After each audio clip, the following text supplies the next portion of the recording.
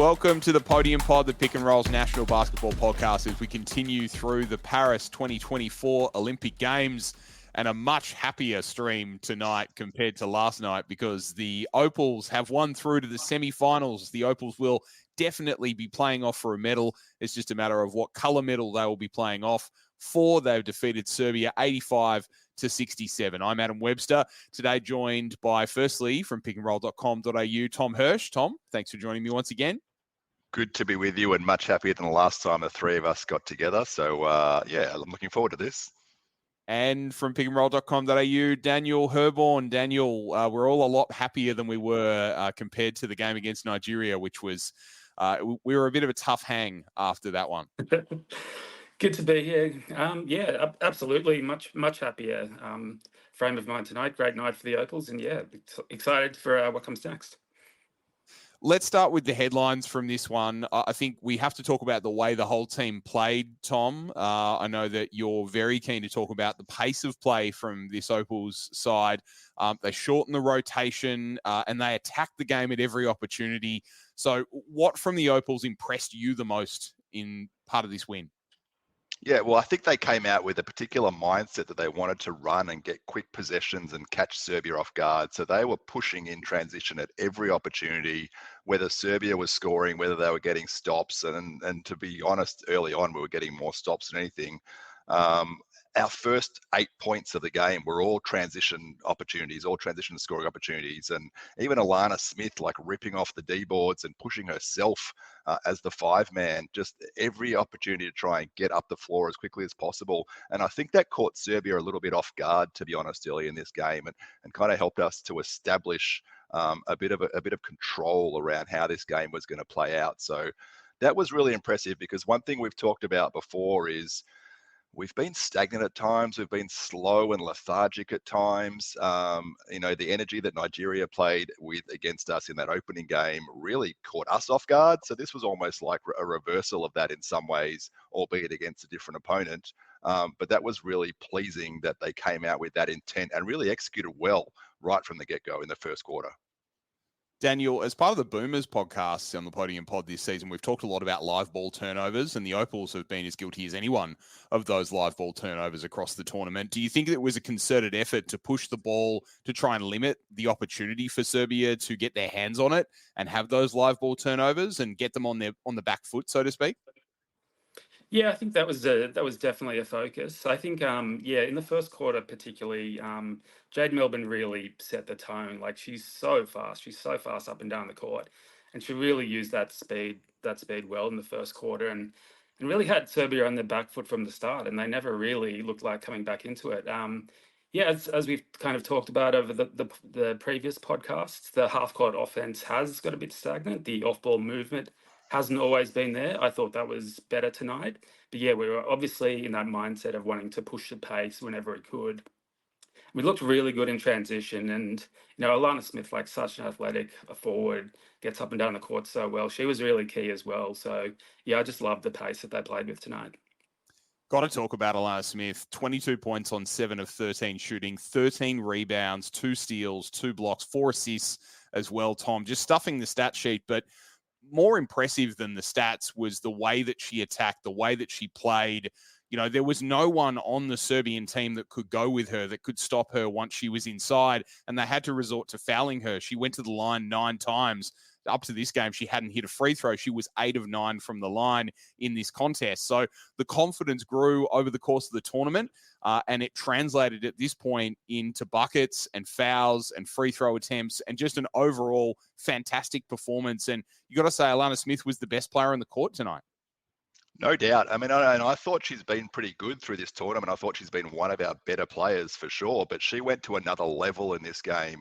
And again, right from the get-go, as I spoke about, not just pushing in transition, but even when they were in the half court, really making emphasis of just attacking the basket at every opportunity, knowing she could beat her opponent, knowing no one could stay with her, and she'd either score or she'd get to the free throw line, as you said. You mentioned the 9 free throw attempts. She actually drew 12 fouls on Serbia by herself through the course of the game, which is a ridiculous stat when you think about it. I mean, if you draw 5 or 6 fouls for a game, you're doing really well. So to draw 12 was amazing. But she attacked the O boards. She made good reads. She finished when she needed to, and she got to the free throw line, as you said, repeatedly, and just kept that scoreboard ticking over, which was really important.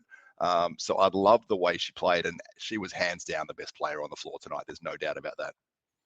Daniel, Alana Smith's going to come up against, the best front court in the world in the semi-finals if Team USA do get through. That game hasn't been played yet, but I think the assumption is that that's the likely result.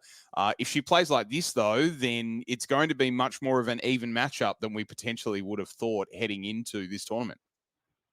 Yeah, absolutely. Like Alana Smith, I've thought for a while she is a kind of WNBA, a player with WNBA All-Star potential, and it will be pretty interesting to see her come up against that incredible front court the US has. Yeah, like obviously we're massive outsiders, but going into that one, but you know, with Alana Smith playing like this, it does give us a fighting chance. She is very hard to stop, and she gets a roll on, and she was fantastic tonight. So yeah, that's going to be an intriguing battle next match. Next topic, I'll go straight to you, Daniel, for this one. Jade Melbourne. We've talked about Jade all tournament long.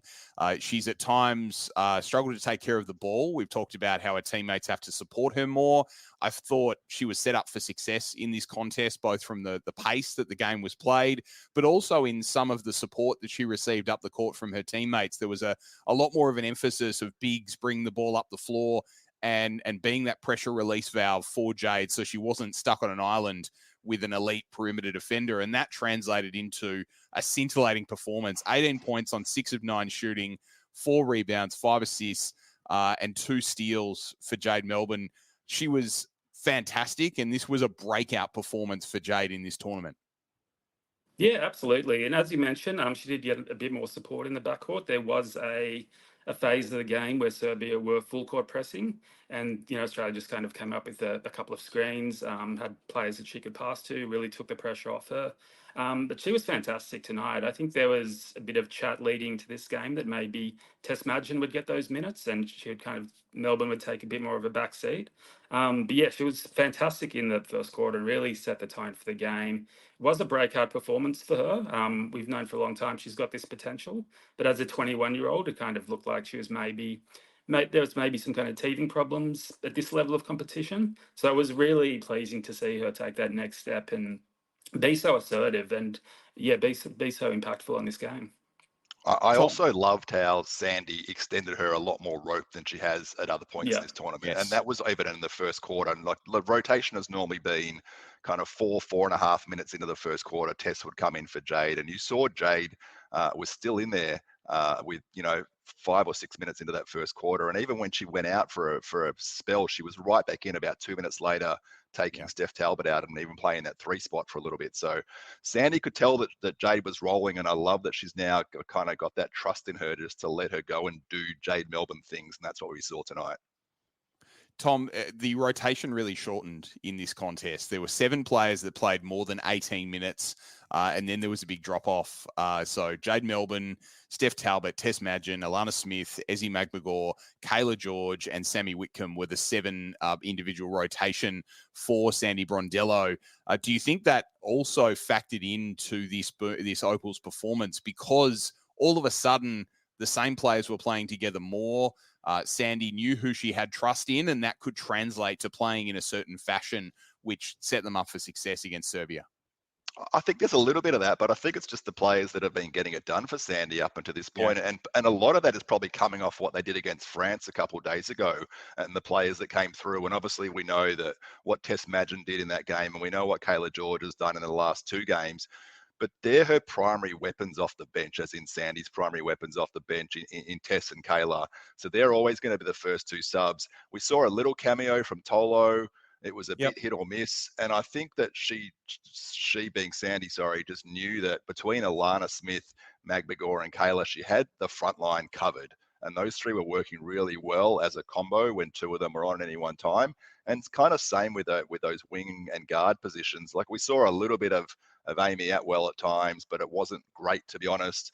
But having Tess and Sammy and Jade that are also interchangeable, as well as Steph Talbot, who can handle the ball and obviously facilitate, it's a luxury, and that's probably all you need when it's winning time. And I think that's what it was for Sandy. It was who was going to get it done, who was going to get it done for us tonight, who can I trust, and who do I want to make sure they're in a good kind of rhythm and flow through this whole game. And I think that's where you saw those extended minutes and the rotation shortened, as you said.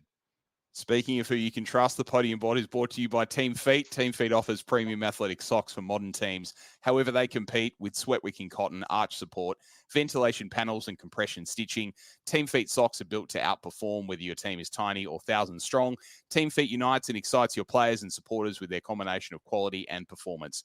Join basketball teams around Australia and the world by choosing Team Feet. For designs and worldwide delivery, head to teamfeet.com. Daniel, we've talked about turnovers all tournament long for the Opals. They still had 19 turnovers, which is not necessarily a great number, but they seem to commit a lot of those turnovers when they're already up by about 20 or 30 points in this contest, which made them a little bit less egregious than usual. Is there still a turnover problem with the Opals due to their inconsistency in that stat? And what would you like to see different against potentially Team USA in the semifinals?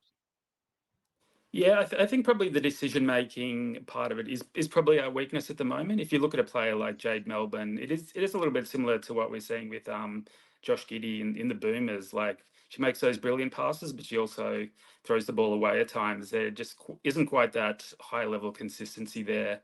But as you say, the turnovers weren't as costly tonight. They didn't come at crucial times.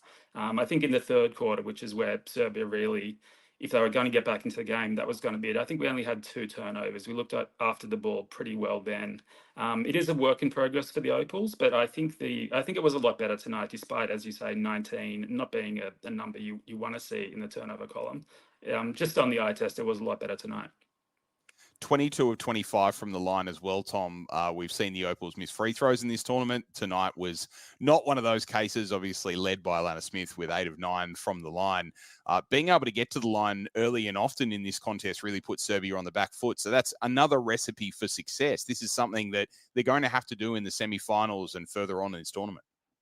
And again, it comes back to the pace with which they're playing, because it puts pressure on the opposing defense, and that's where we saw a number of fouls committed, and Serbia going to the bonus in a few of those quarters tonight, which obviously increased the number of free throw attempts for the Opals. But knocking them down was great. I mean, I think they were 19 of 20 at one point in the game. They missed a couple late, but 22 of 25, you'll take that in any game. 25 free throw attempts is a great number for this team. And look, it's not going to be that easy against Team USA. Obviously, their interior defense, their rim protection is at another level to what Serbia's is. But it's a good recipe for success in terms of trying to push the pace and catch their defense off guard before they can get set. Because if you can get some cheap buckets, if you can keep those free throws ticking over, maybe get some of their bigs into foul trouble early, it gives you a chance to hang around against a team that's as talented as Team USA is. Daniel, is it as simple as, good ball movement and shot making against Team USA to be able to have a chance against a side like that? I mean, taking care of the ball, getting to the line, really good ball movement and high assist numbers, and obviously shooting really well from outside. I mean, you've got to almost have a perfect game to beat this team, or you probably do have to have a perfect game to beat this team, given the number of games since they've lost in international play. Are these Opals capable of beating Team USA on their night? Look, to be honest, I think the US are just a juggernaut, and I think it would be incredible if the Opals won it. I think if you play the game 100 times, maybe we get the win a couple of times, to be realistic. But I think, as you say, like, we've improved our fundamentals so much over the past couple of games. That gives us the best chance. Moving the ball, the off-ball movement was so much better tonight than it had been earlier in the tournament. That stagnant offense, we didn't see that as much tonight. And I think really playing an up-tempo game, getting those transition buckets whenever we can, that gives us our best chance. And as we were talking about before, getting the ball to Alana Smith as much as possible. Great athlete, great shot maker. And she's one of the players that can really take it to the US. We've talked about shortening the rotation. They did that well. I think Sandy definitely outcoached her Malkovich tonight. So I think we're doing everything we can. There's just such an incredible level of talent in the US team. It's just hard for anyone to beat them. But yeah, we do all those things, we give ourselves a fighting chance.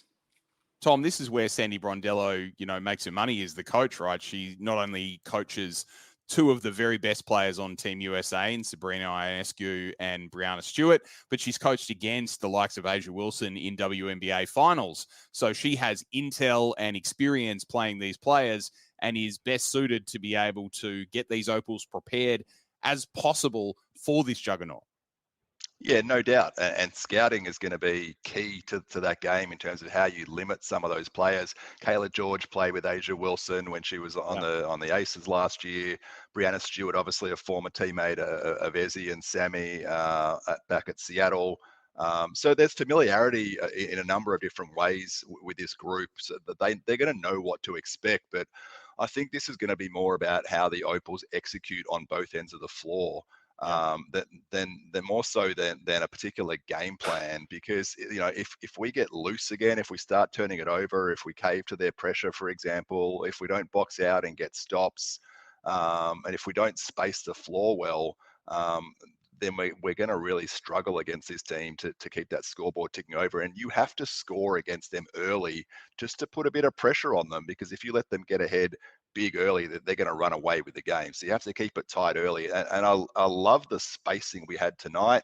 A lot of actions that were kind of 5 out with one of the big coming up to the high post, high pick and roll. And how many times do we see someone kind of dive to the ring for an open layup and there was just no one else in the paint? I mean, I think my favorite play of the night was when Sammy Whitcomb hit Alana Smith and she turned and started walking back down the floor before Alana had even made the layup, because she just knew she was wide open. I mean, that was just a great execution. But we need to space like that. We need to pull their bigs away from the basket. Yeah. And we need to find ways just to keep that scoreboard ticking over and just keep it tight early on. And then, as Daniel said, if you get a bit of luck, you catch lightning in a bottle, anything's possible, and you give yourselves a chance. Any team can win any game of basketball if they get hot. At the end of the day, that's what it comes down to. We've seen the Adelaide 36ers beat the Phoenix Suns just by hitting a just unbelievable amount of threes. So if the Opals can get hot, if USA gets tight, then there's a puncher's chance, as they say in boxing, of a victory to the Opals. We will, of course, be with you after the semi-final game, regardless of the result. And then there will at least be one more Podium Pod, because the Opals will be facing off either for a gold medal or a bronze, depending on how that semi-final goes. Daniel Herborn, thank you very much for joining me tonight in the Podium Pod. Absolute pleasure. And Tom, thank you very much once again. Let's go Opals. Thanks, Adam. Let's go Opals. Remember to like and subscribe to the Pick and Rolls YouTube feed, the Podium Pods podcast channels, and of course, you can subscribe to pickandroll.com.au for all the great content that Daniel and Tom bring to you each and every week. For Daniel and Tom, I'm Adam Webster. Thank you so much for joining us tonight on the Podium Pod. And as Tom said, go Opals.